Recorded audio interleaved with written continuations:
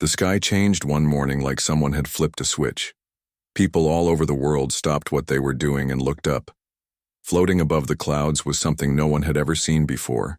It wasn't a plane or a satellite or anything made by humans. It was big, like a mountain, and shaped like a smooth black stone. It didn't move fast. It just hung there, silent and still, like it was watching. Governments scrambled. Scientists argued. Soldiers got ready for orders. They hoped wouldn't come. But the thing in the sky didn't attack. Instead, it started to speak. Not with words you could hear, but with thoughts that filled your head. It called itself the Virex Concord. It said it had come in peace. It said humanity was not alone. It said it had been waiting.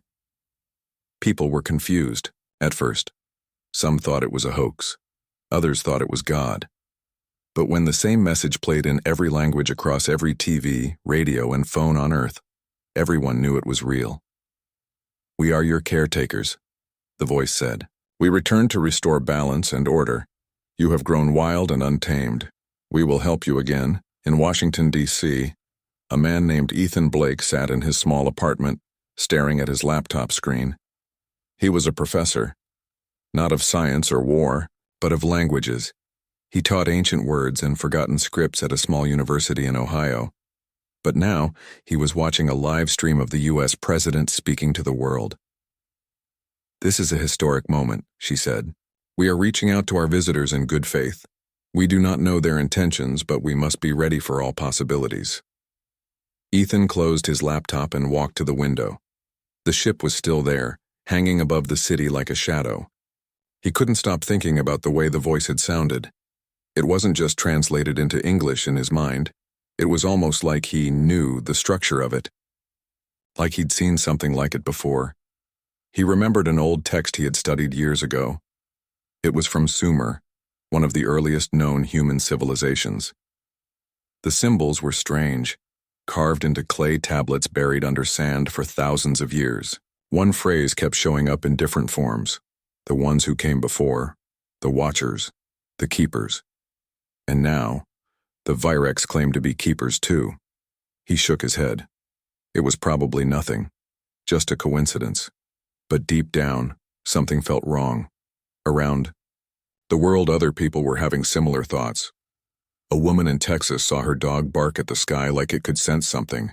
A teenager in New York posted a video asking why the alien voice sounded like it was trying to sound calm, like someone lying through their teeth. A soldier in Russia stood guard near a missile base, wondering if he would get the order to fire. And then the Virex spoke again. "You are not the first," they said. "You are the children of those who failed. We gave you life. We guided your rise. Now we return to finish what was begun." A chill went through Ethan's spine. The message wasn't just being broadcast anymore. It was louder now, clearer, like it was meant for more than just ears. It was meant for memory. Governments began meeting in secret. Diplomats reached out. The United Nations held emergency sessions. But behind closed doors, things were getting tense. The Virex asked for access to certain places, ancient ruins, temples, sacred lands. They said these sites contained knowledge that belonged to them. They said humanity had forgotten its place. Many leaders refused, but others hesitated. Back in Ohio, Ethan watched the news and scrolled through forums where people debated what was happening. He read theories, guesses, and wild ideas. But one thing kept coming up again and again. Why did the aliens seem so sure they owned us? He opened a drawer and pulled out a notebook covered in dust. Inside were pages of notes from his research. He flipped to a section labeled Sumerian Fragments. There was a symbol he had never fully understood. A circle with lines, like a sunburst, but pointing inward. He stared at it for a long time. Then, he heard a knock at the door. 2 men stood outside. They wore plain clothes, but their eyes were sharp. One of them held out a badge. "Mr. Blake," he said. "We need to talk. You've been noticed." Ethan swallowed hard. Somewhere far away, the Virex ship remained in the sky, watching, waiting, and maybe remembering. Ethan sat across from the two men in his small living room. The silence felt heavy, like the air itself was listening. "You noticed something?" the older man said. He didn't ask a question. He made a statement. Ethan nodded slowly. "The way they speak, it's not just translated into our minds, it's structured like an old language, one I've studied before." The younger man typed something on his phone. "Sumerian?" he asked. "Yes," Ethan said. "But not exactly. More like a root language, something older than Sumer." The two men exchanged glances. "Come with us," the older man said. They drove for hours, leaving Ohio behind. Ethan didn't know where they were going. The windows were blacked out. All he could do was think. The Virex had been in the sky for days now. No attacks, no landings. Just that voice, speaking to billions at once. But their demands were growing louder. They wanted access to ancient sites, temples in Peru, pyramids in Egypt, ruins in China, sacred lands in America, and every time a government refused, the Virex responded the same way. They reminded humanity who they were. "We gave you life. We guided your rise. We are your caretakers." Ethan didn't like how, much like a threat that sounded. Finally, the car stopped. They pulled him out and led him underground through a series of metal doors. After what felt like miles, they entered a cold, bright room. There was a table in the center. On top of it was a stone box, covered in strange markings. "This has been buried under New Mexico for over 60 years, the older man said. "No one knows who put it there. Or why." Ethan stepped closer. The symbols on the box looked familiar, not because he had seen them before, but because something inside him recognized them. He reached out and touched the stone. A sharp sound filled the room, like thunder trapped inside glass. The lights flickered, dust fell from the ceiling, and then from the box, a voice spoke. Not in English, not in Sumerian, but in the same language as the Virex. Everyone in the room froze. Then, the voice changed. It slowed down, softened, and suddenly, it was speaking in clear human words. "If you hear this, we are already gone." The message played again and again. It told a story, not of aliens coming to Earth, but of humans fighting them. Long ago, the message said, the Virex came not as gods, but as rulers. They controlled everything. They built cities, taught languages, and shaped civilizations. But they also took power. They decided who lived and who died, until one day some humans rose up. They fought back. They won. And then, they hid.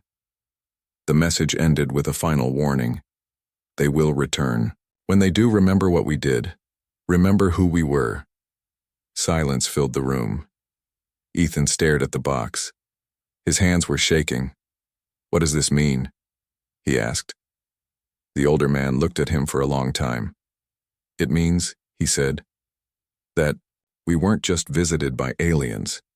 We were ruled by them." Once. They ran tests on Ethan after that. Blood work, brain scans, memory checks. They found something strange, an unusual gene marker, one that only a small number of people carried. Something ancient, something connected to the message. They showed him files, reports, photos of other people with the same marker. Many of them were military. Others were historians. Some were just regular people who had always felt like something was missing. "You're not alone," the younger man told him. "There are more like you." Ethan didn't know what to feel. Proud? Scared? Confused? All he knew was that the world had changed forever. Back above ground, the Virex ship still hovered in the sky, watching, waiting, and maybe remembering. Ethan couldn't sleep that night. His mind kept replaying the message from the box. The voice that had spoken wasn't alien. It was human, and it had warned of something big, something old, something coming back. The next morning he was taken to another room. This one was smaller. Cold metal chairs, a single light overhead. Across from him sat a woman in uniform. Her name was Maya Carter. She didn't look like a soldier at first, no helmet, no weapon in sight, but there was something about her eyes. They were sharp, like she had seen things most people hadn't. "You have the marker," she said. Ethan nodded. "So do you." She gave a small smile. "Yeah, I got tested last week. Turns out my family has some weird history. Old bones found near a pyramid in Mexico. My great-grandfather worked on a dig site there before the government shut it down." Ethan leaned forward. "They told me the same thing, that people with this gene were connected to what happened before." Maya's smile faded. "And now they're back." They spent the day going through files, maps, photos, records of ancient ruins buried under sand and jungle. Every site the Virex had asked for had one thing in common. Humans with the marker had been there first. Not just visited, lived, built, fought. One photo showed a skeleton found deep in Peru. The skull had a strange shape, not like any known species. But the DNA matched modern humans, with the same genetic line as Ethan and Maya. "This isn't just about language," Maya said. "It's about blood." Later they met others, people like them, some young, some old, all with the same marker. Some could remember things they shouldn't, dreams of battles, voices speaking in tongues, symbols burned into their minds. One man claimed he could feel when the Virex ship moved. Another could read parts of the alien script without training. They weren't just descendants, they were echoes. Back in the main briefing room, a screen lit up. A map of the world appeared. Dozens of red dots blinked across it. Each one marked a place where humans with the marker had lived or died thousands of years ago. A voice came over the speaker. "We've been looking at these sites for decades. We thought they were just ruins. Now we know better. These places are not just ancient, they are resistance points, battlefields from a war we forgot." Ethan stared at the screen. He saw Egypt, China, South America, Europe, Africa. Every major civilization had fought the Virex once, and every one of them had vanished after. "What happened to them?" he asked. No one answered right away. Then Maya said, "They won, but winning doesn't always mean surviving." That night, Ethan sat alone in his room. He looked at the notes he had taken, symbols, names, places. Everything pointed to one truth. Humanity had stood against the Virex before, and now they were doing it again. He picked up a pen and wrote something down. "We remember." Outside, the Virex ship still floated above the sky, watching, waiting, and maybe remembering. But so were the humans, and this time, they weren't going to forget. The world was changing fast. The Virex had been in the sky for weeks now. No attacks, no landings, but their demands were growing louder every day. They wanted control of ancient sites.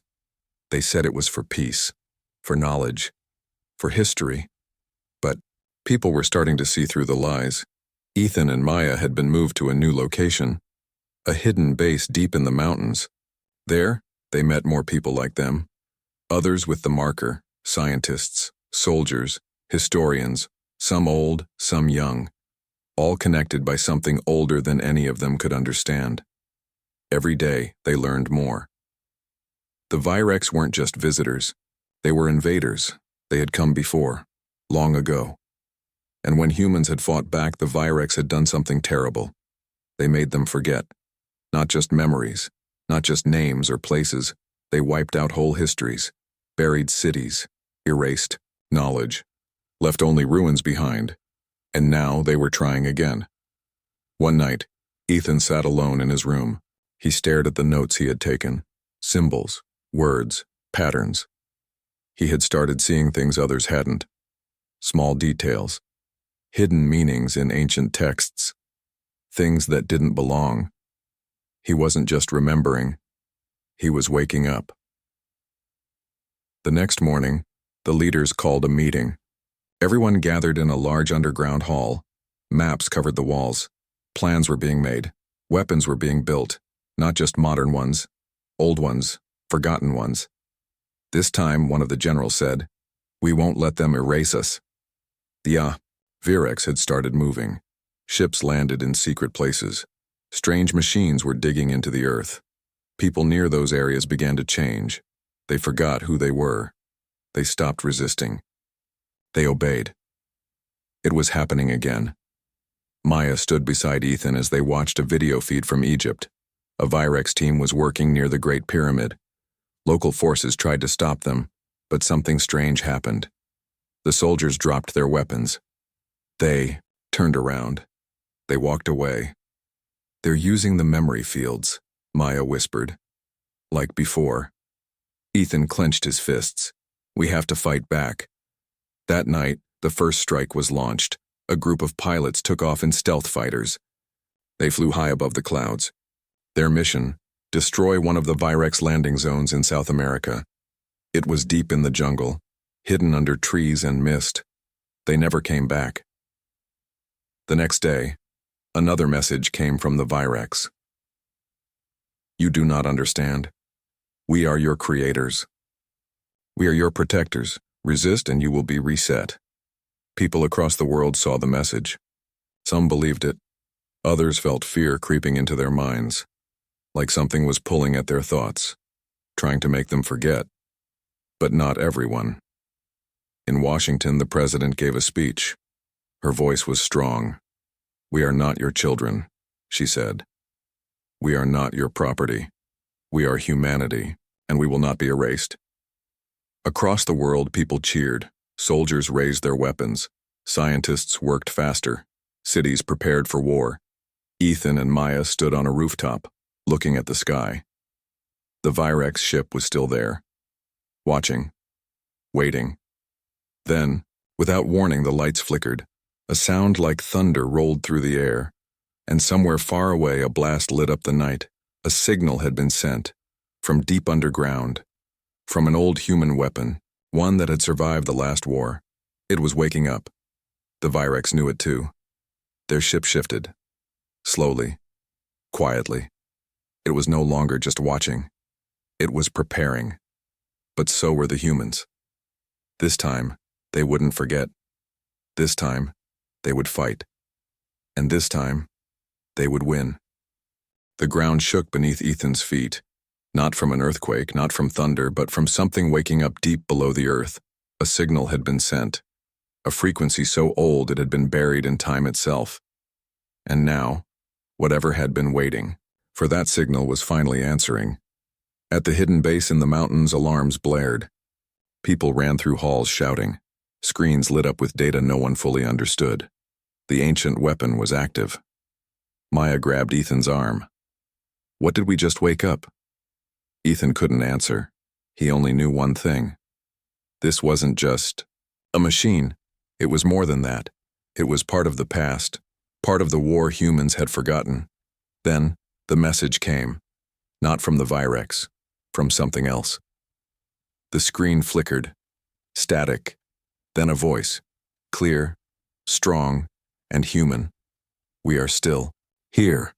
People froze. The voice spoke again. "You have called us. We have answered." Before anyone could react, the lights dimmed. A low hum filled the air. Dust fell from the ceiling. And then, without warning, the floor cracked open.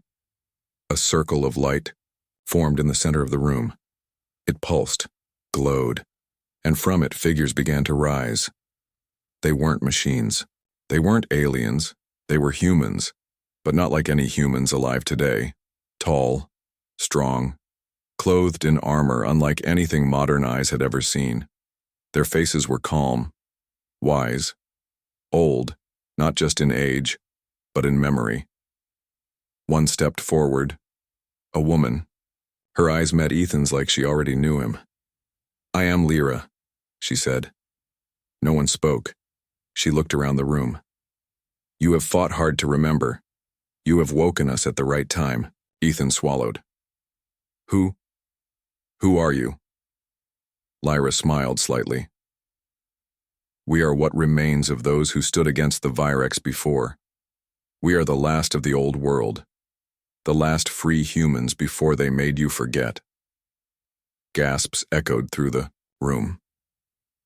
Maya took a step forward. You're saying you've been alive this whole time? Lyra nodded. In sleep, hidden beneath the world, waiting for the day when the Virex would return, and when they did, we would rise again. Silence filled the space. Then the general in charge cleared his throat. Can you help us? Lyra's eyes became serious. Yes, but we do not fight alone. We fight as one people, as one species. This is not just a war for Earth, it is a war for our memory, for our freedom, for our future. Ethan stepped closer. Tell us everything. Lyra raised her hand. The screens behind her changed. Maps, battles, weapons. Old symbols turned into blueprints. She explained how the Virex had used memory fields to erase entire generations, how they had taken control by making humans forget their own strength. But, you remembered, she said, and now we will teach you what we once knew. Over the next few days, the awakened humans trained the others. They showed them weapons powered by thought, ships that moved faster than light, defensive systems built into cities older than recorded history. Everything humanity had lost, they were giving back, and the Virex knew it. Above the sky, their ships moved faster now. No longer just watching, no longer patient. They were preparing for war. Reports came in from around the globe. Virex forces digging deeper, using strange machines to search for something, to stop something. They know we're awake, Lyra said, and they fear it. Ethan looked at the screens, at the growing map of human resistance, at the weapons being built, at the soldiers training side by side with the awakened. This time, he said, they won't take us by surprise. Maya nodded. This time we'll be ready. Outside, the Virex ship hovered like a shadow over the world, watching, waiting, and maybe remembering, but so were the humans, and this time they wouldn't fall. The war began not with a bang, but with silence. After the awakening of the old humans, the Virex stopped broadcasting messages. They stopped asking for sights. They stopped pretending to be peaceful. They started preparing. Across the world, strange towers rose overnight, not built by human hands. They hummed with energy, pulsed with light. And every time one was activated, people nearby forgot things. Some lost names. Some lost memories. Others forgot who they were altogether. The memory fields were back. But this time, humanity was ready. In hidden bases beneath mountains and oceans, Lyra and her people taught the new soldiers how to fight back. They built shields that blocked the fields, weapons that turned Virex tech against itself, ships that could fly faster than thought. Ethan and Maya trained every day. Ethan learned how to read the ancient scripts without translation. He could feel them now, like they were part of him. Maya became a leader on the battlefield, moving with skill and strength she didn't know she had until the old blood inside her woke up. One night, Lyra gathered them all. The Virex will strike soon, she said. They will try to erase us, again. But we will not let that happen. She pointed at a large screen behind her. It showed Earth from space. Red dots blinked across it. These are their landing zones, she continued. They are building something big. Ethan stepped forward. What is it? Lyra's face darkened. A final reset, a wave that will wipe all human memory of this war, of our past, of who we really are. Silence filled the room. Maya clenched her fists. We can stop it, right? Lyra nodded slowly. Yes, if we reach their command centers before they activate. Plans were made. Teams were formed. The first strike would be on the moon. That's where the Virex had built their largest base. Hidden on the far side, shielded from Earth's view. That's where the reset field would be launched from. If they destroyed it there, the Virex would lose their chance to erase humanity again. But getting there wouldn't be easy. The next morning, Ethan stood beside Maya as they boarded a ship unlike any other. It wasn't made in a factory. It was grown.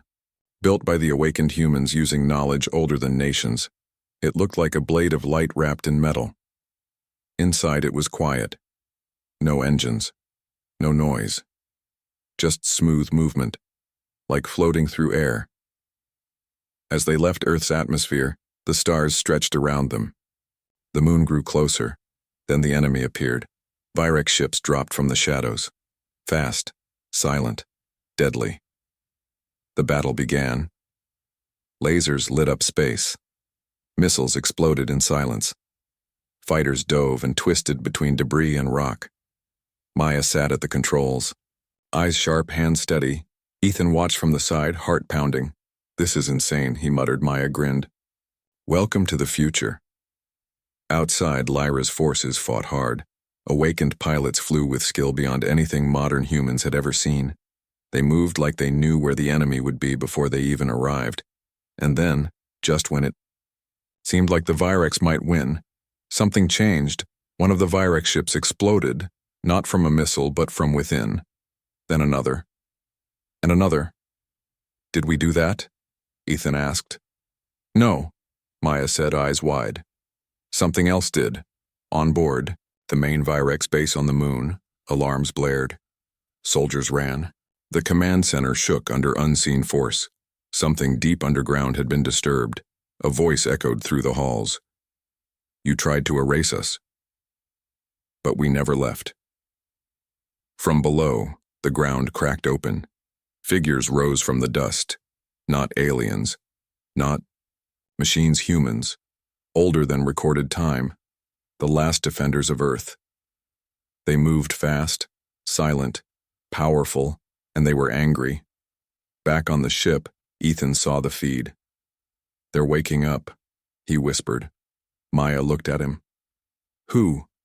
"All of them." Above the moon, the tide of battle shifted. The Virex weren't fighting just one team anymore. They were fighting an entire species that remembered what it meant to be free. And this time, they would not be forgotten. The moon was on fire. Not literally. There was no air to burn. But the surface lit up with flashes of energy, bursts of light, and the silent explosions of war in space. Ethan watched from the cockpit as Lyra's forces pushed deeper into the Virex base. The awakened humans fought like ghosts. Fast, silent, and deadly. They moved through enemy lines like shadows in the dark. Maya sat at the controls, eyes locked on the battlefield. "We need to get down there," she said. Ethan nodded. "But not just to fight, we have to stop the reset field." A voice came over the comms. It was Lyra. "We found the core. It's powering the suppression wave. If they activate it, Earth will forget everything. Again." "Can we destroy it?" Maya asked. Lyra's voice was calm. "Yes, but it won't be easy." The ship dove low, skimming across the moon's rocky surface. Smoke rose from fallen Virex drones. Bodies, human and alien, littered the ground. This wasn't just a battle anymore. It was a war for memory itself. They landed near the main entrance of the Virex command center. Ethan, Maya, and a small team of soldiers rushed inside. The halls were cold. Metal.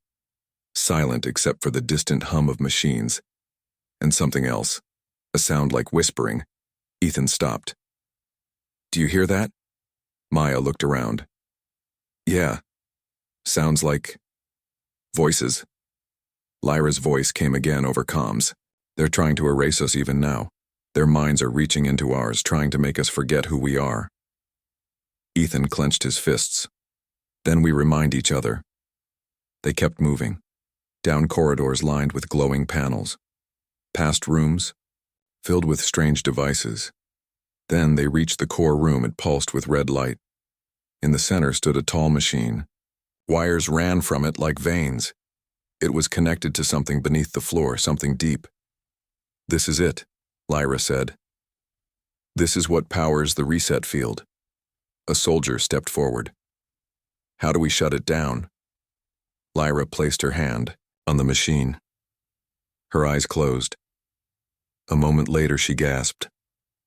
"It's not just a weapon," she whispered. "It's a memory prison. They trapped the last free humans here. Our ancestors, our leaders, our warriors." Ethan stared at the machine. "You mean they're still alive?" Lyra opened her eyes. "Not alive. Not dead. Just held." Outside, the battle raged on. Virex reinforcements poured in. Explosions rocked the walls. Maya turned to Lyra. "Can we free them?" Lyra nodded. "But it will cost us." Before anyone could ask what she meant, the doors burst open. Virex soldiers stormed in. Gunfire cracked through the air. Energy blasts lit up the room. Ethan ducked behind cover. Maya fired back, taking down 2 enemies. Before they could react, Lyra moved like lightning. She didn't use a gun. She used her mind. With a single gesture, she sent 1 soldier flying across the room. Ethan grabbed a fallen weapon and fired. Sparks flew. Blood spilled. The fight was close. Fast. Brutal. Then Lyra shouted, "Now!" She slammed her palm against the machine. Shockwave exploded outward. The lights flickered. The walls shook. And then, from deep below, something answered. A low hum filled the room. Voices rose in unison. Thousands. Millions. All speaking at once. "We remember."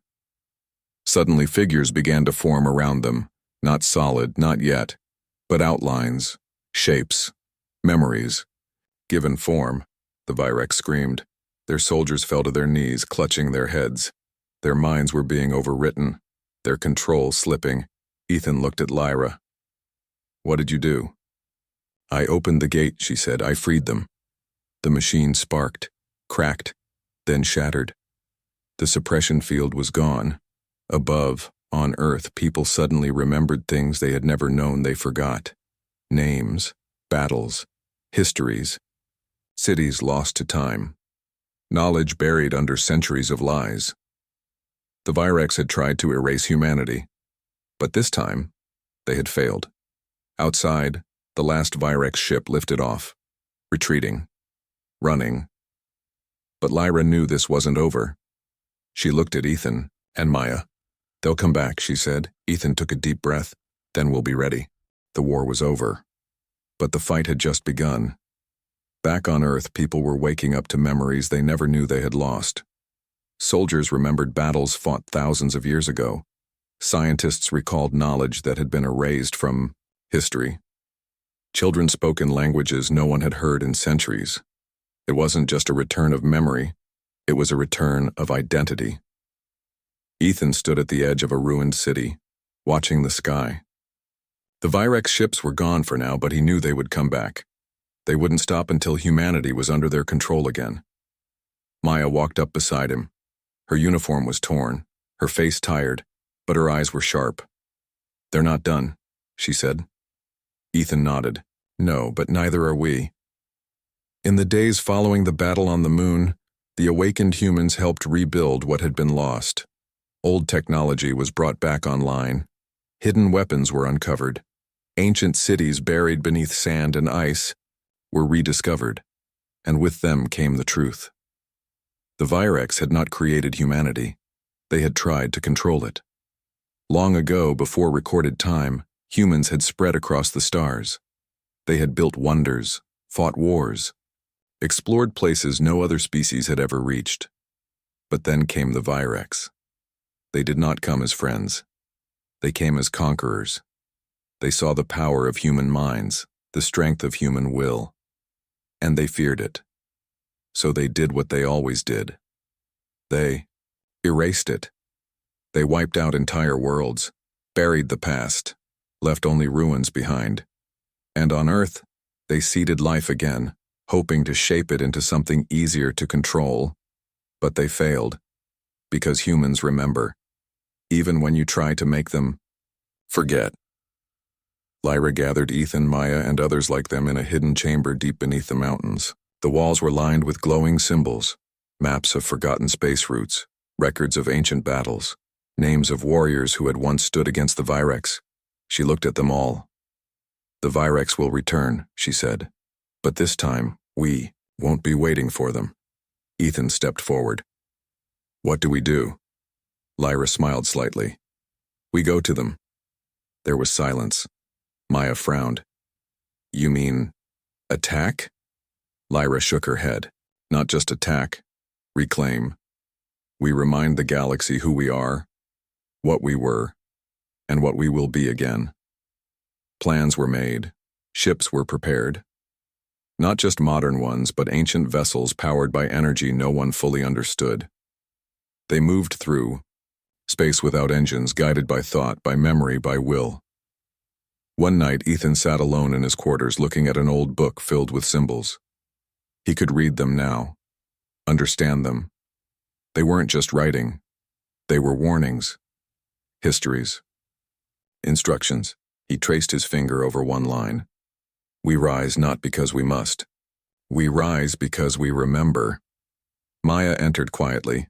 She handed him a small device. This is for you, she said. He looked at it. A communicator, but not like any he had seen before. It's linked directly to the ship, she explained. When we jump, you'll be part of the mission. Ethan took it. I don't even know where we're going. Maya smiled. Then it's a good thing we have maps. Outside, the sky was clear, no sign of the Virex.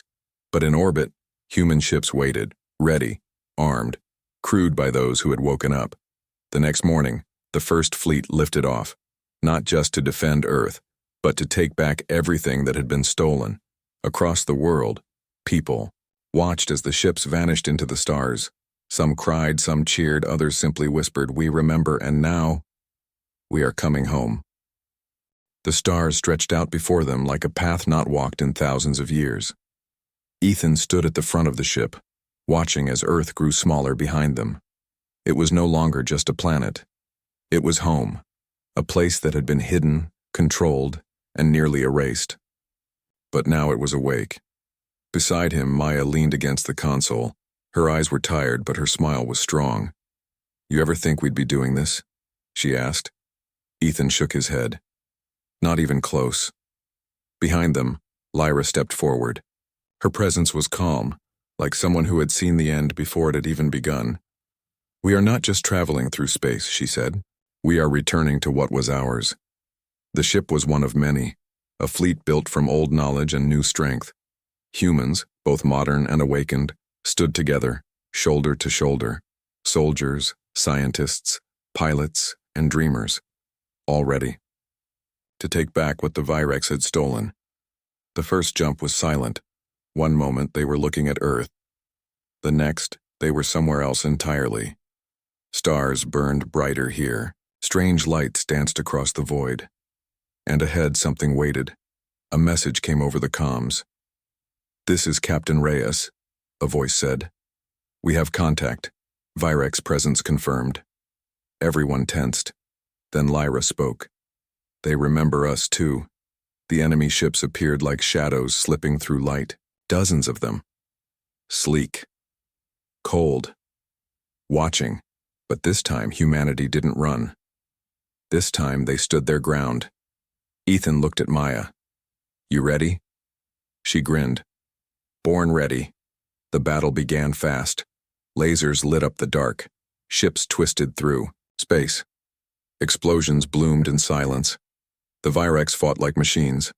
Precise, unfeeling, relentless. But humans fought like fire. They moved with purpose, with memory, with rage. Lyra led the charge. She didn't need weapons. Her mind guided the fleet. Her will shaped the fight. Every move was like a song only she could hear. And then something changed. One of the Virex ships exploded, not from a missile or a laser, but from within, then another, and another. Ethan saw it on the feed. Voices filled the comms. "We remember." From deep inside enemy lines, figures rose, not human, not alien. Something in between. Old minds. Forgotten warriors. Trapped for centuries in Virex systems, now breaking free. The Virex had tried to erase them. But memories don't die. They spread. Across the battlefield, the freed minds struck. They tore through enemy defenses, overwrote commands, turned Virex, weapons against their own. The tide turned. Lyra's fleet pressed forward. The final blow came from the largest human ship, the Aegis, powered by ancient tech and guided by those who had never stopped fighting. It fired once. That was all it took.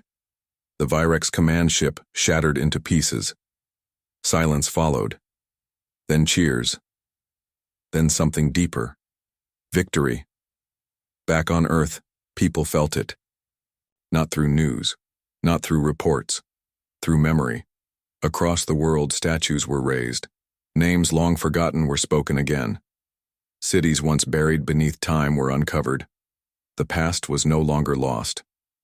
It was remembered. Months passed.